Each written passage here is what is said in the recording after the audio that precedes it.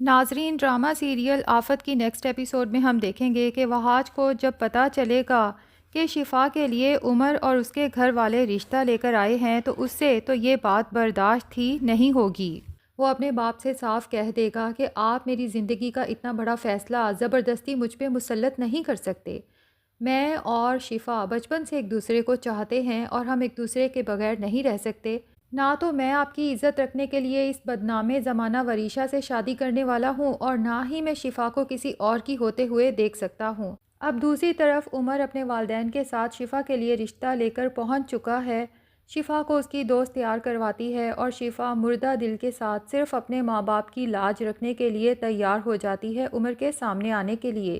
لیکن اسی دوران وہاج بھی زبردستی گھر میں داخل ہو جاتا ہے اور وہاں جا کے عمر کی انسلٹ کرتا ہے کہ تمہیں شرم آنی چاہیے، تم جانتے بھی ہو کہ شفا میری منگیتر ہے اور میری چاہت بھی، اور اس کے باوجود بھی تم رشتہ لے کر یہاں پہنچ گئے۔ اب شفا کے فادر کو تو اس طرح سے وہاج کو گھر میں گھستے دیکھ کر اور شفا کا نام بھی لیتے دیکھ کر شدید غصہ آتا ہے، اس لیے وہیں کھڑے کھڑے اس کی اچھی خاصی انسلٹ کر دیتے ہیں کہ تمہاری جرت کیسے ہوئی، میرے ہی گھر میں گھس کے میرے مہمانوں کی انسلٹ کر رہے ہو۔ تو وہاج کہتا ہے یہ میری اور شفا کی زندگی کا معاملہ ہے، اس کا فیصلہ کوئی اور نہیں کر سکتا، چاہے وہ شفا کے ماں باپ ہوں یا میرے ماں باپ۔ جو بھی مجھے شفا سے دور کرنے کی کوشش کرے گا میں اس کے سامنے اسی طرح کھڑا ہو جاؤں گا۔ میں شفا کو کبھی کسی اور کا نہیں ہونے دوں گا۔ اتنے میں شفا بھی وہاج کا شور سن کے وہاں پہنچ جاتی ہے، لیکن اس بار وہ وہاج کا ساتھ نہیں دیتی بلکہ اپنے باپ کا ساتھ دیتی ہے اور وہاج سے کہتی ہے کہ تم یہاں سے چلے جاؤ۔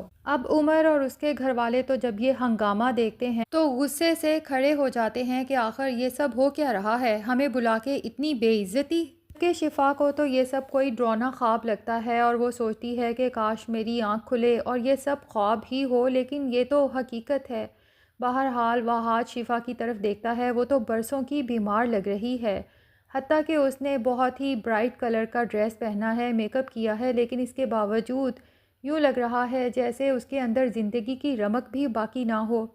اس لیے اس کے ماں باپ کو احساس دلانے کے لیے کہتا ہے کہ ایک دفعہ اپنی بیٹی کا چہرہ تو غور سے دیکھ لیں، محض ایک دن میں برسوں کی بیمار کر دیا ہے آپ لوگوں نے اس کو، اور یہ لال جوڑا، یہ زیور، یہ میک اپ، یہ بھی اسے زبردستی پہنائے گئے ہیں، صاف لگ رہا ہے۔ تو جب یہ اپنی خوشی سے تیار بھی نہیں ہوئی تو بھلا آپ کے بیٹے سے شادی کیوں کرے گی؟ اب اس دوران شفا بار بار وہاج کو چپ کرانے کی اور وہاں سے جانے کی ریکویسٹ کرتی ہے، لیکن وہاج تو شفا کی کوئی بات سننے کو تیار ہی نہیں، اسے کہتا ہے کہ پلیز مجھے بول لینے دو۔ وہاج عمر اور اس کے پیرنٹس سے کہتا ہے کہ میں آپ لوگوں کے راستے کی سب سے بڑی دیوار ہوں، میں اپنی شفا کو کبھی کسی اور کا ہونے نہیں دوں گا۔ اس دفعہ تو شفا آخر پھٹ ہی پڑتی ہے کہ اس کے باپ نے مجھ سے اتنی بڑی قسم لی اپنی محبت کا واسطہ دے کے، اور بیٹا یہاں آ کے مجھے ذلیل کر رہا ہے۔ اس لیے وہاج کی آنکھوں میں آنکھیں ڈال کے کہتی ہے کہ کیا کروں میں، تم بتا دو کیا کروں، اپنے باپ کی عزت کا مان رکھوں یا تمہاری محبت کا؟ اور پھر سبھی لوگ مل کے وہاج کو وہاں سے دھکے مار کے گھر سے نکل جانے پہ مجبور کر دیتے ہیں۔ لیکن دوسری طرف مہک جب یہ سنتی ہے کہ وہاج شفا کے گھر گیا ہے تو کافی پریشان ہو جاتی ہے کہ کہیں میرا بنا بنایا کھیل خراب ہی نہ ہو جائے۔ پریشانی میں محمود کو کال کر کے ساری صورتحال سے آگاہ کرتی ہے اور پوچھتی ہے کہ اب کیا کرنا چاہیے، تو محمود کہتا ہے کہ بس کسی طرح سے کل کا دن گزر جائے، ایک دفعہ بے شک زبردستی ہی صحیح لیکن وہاج کا وریشہ سے نکاح ہو جائے، اس کے بعد سب ہم خود سنبھال لیں گے۔ لیکن ساتھ ہی کہتا ہے کہ اب جو کچھ ڈرامہ ہو رہا ہے تو بہت اچھا موقع ہے وہاج کے اس رویے کو وجہ بنا کر وریشہ کے نام تم حق مہر میں کافی کچھ لکھوا سکتی ہو اس کی سیکیورٹی کے لیے۔ مہک کہتی ہے اس کی تو تم فکر ہی نہ کرو، مختار اب وہی کرے گا جو وریشہ چاہے گی، کیونکہ مختار پہ تو اپنے مرحوم بھائی رضا کی محبت کا بھوت سوار ہے، اس وقت وہ وریشہ کے لیے کچھ بھی کرنے کو تیار ہے، کم سے کم یہ گھر تو میں وریشہ کے نام کروا ہی لوں گی۔ اب مہک کو تو نہیں پتا کہ جب وہ محمود سے یہ سب باتیں کر رہی ہے تو اتفاق سے مہر النساء اس کی ساری باتیں سن لیتی ہے اور اندر تک دہل جاتی ہے کہ مہک تو بہت گھناؤنا کھیل کھیل رہی ہے، اس کا مطلب ہے وریشہ کی وہاج سے شادی ان کا پری پلان تھا۔ اور محمود مہک کے کہنے پر ہی عمر کے گھر گیا تھا وریشہ کے خلاف اسے اکسانے کے لیے۔ لیکن مہرالنساء یہ بھی جانتی ہے کہ یہ بات اگر وہ بی جان یا مختار کے سامنے کرے گی تو وہ کسی طور مہرالنساء کی بات پر یقین نہیں کریں گے، کیونکہ مہک اور وریشہ کو مکر ہی اتنے آتے ہیں کہ فوراً آنسو نکال کے سچی بن جاتی ہیں۔ اب مختار مہک اور وریشہ کو بلا کے جب پوچھتا ہے کہ نکاح کی تیاری مکمل ہے تو مہک بڑی مظلوم بن کے مختار سے کہتی ہے کہ بھائی مجھے تو نہیں لگتا کہ یہ نکاح ہوگا بھی، کیونکہ وہاج کا رویہ تو آپ لوگوں کے سامنے ہے۔ مختار کہتا ہے کہ جب میں فیصلہ کر چکا ہوں کہ وہاج کا نکاح وریشہ سے ہی ہوگا تو میرا فیصلہ اٹل ہے۔ مہک کہتی ہے کہ اگر ایسا ہے بھی تو کل کو ہو سکتا ہے وہاج وریشہ کو چھوڑ دے،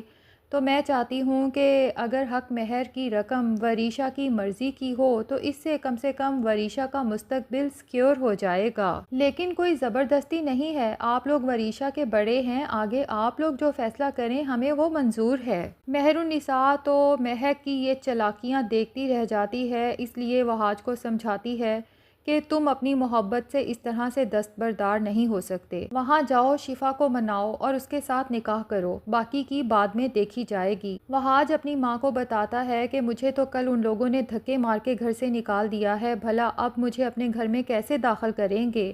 لیکن مہرالنساء سمجھاتی ہے کہ تم جاؤ تو صحیح، ظفر اس وقت غصے میں ہے، لیکن میں شیریں سے بات کرتی ہوں کہ وہ تمہاری اور شفا کی اس سلسلے میں مدد کرے۔ لیکن جب شیریں سے بات ہوتی ہے تو وہ مہرالنساء کو بتاتی ہے کہ ظفر نے تو کل شفا اور عمر کی منگنی بھی کر دی، اب تو کچھ بھی ممکن نہیں ہے۔ لیکن مہرالنساء شیریں سے کہتی ہے کہ میں نے سب کچھ داؤ پہ لگا کے وہاج کو وہاں بھیج دیا ہے، میں چاہتی ہوں کہ وہاج اور شفا آج ہی کورٹ میرج کر لیں۔ میں نے تو یہ بھی نہیں سوچا کہ جب میرے شوہر کو سچائی معلوم ہوگی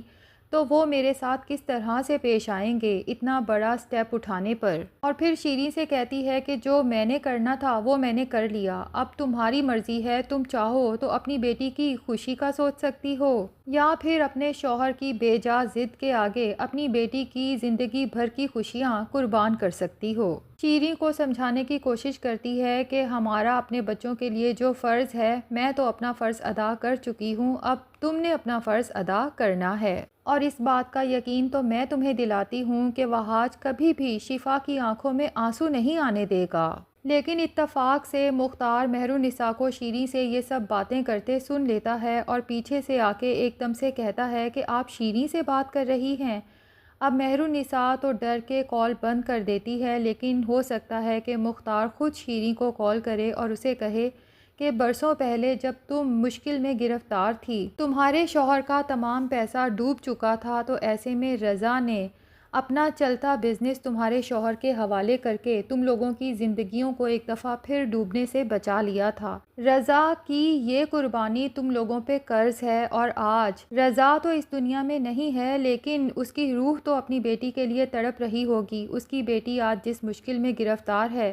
تو تم لوگوں کے قرض چکانے کا وقت سمجھو آ چکا ہے۔ دوسری طرف وہاج برستی بارش میں شفا کے گھر جا کے کھڑا ہو جاتا ہے کہ شفا، تمہارے فادر نے تو مجھے اندر آنے سے منع کر دیا ہے، لیکن میں تمہیں آج اپنی محبت کا واسطہ دے کے گھر سے باہر آنے کی ریکویسٹ کر رہا ہوں تاکہ ہم ابھی کے ابھی کورٹ جائیں اور نکاح کر لیں۔ لیکن شفا وہیں سے وہاج کو بارش میں بھیگتے ہوئے دیکھتی ہے، اسے واسطہ دیتی ہے کہ تم پلیز یہاں سے چلے جاؤ، کیونکہ ہمارے پیار کو کوئی بھی نہیں سمجھنے والا، اور اب تو سب کچھ بدل چکا ہے۔ تو ناظرین، کیا لگتا ہے، کیا اس سب کے بعد وہاج کو مجبوری کے تحت اس وریشہ سے نکاح کرنا ہی پڑے گا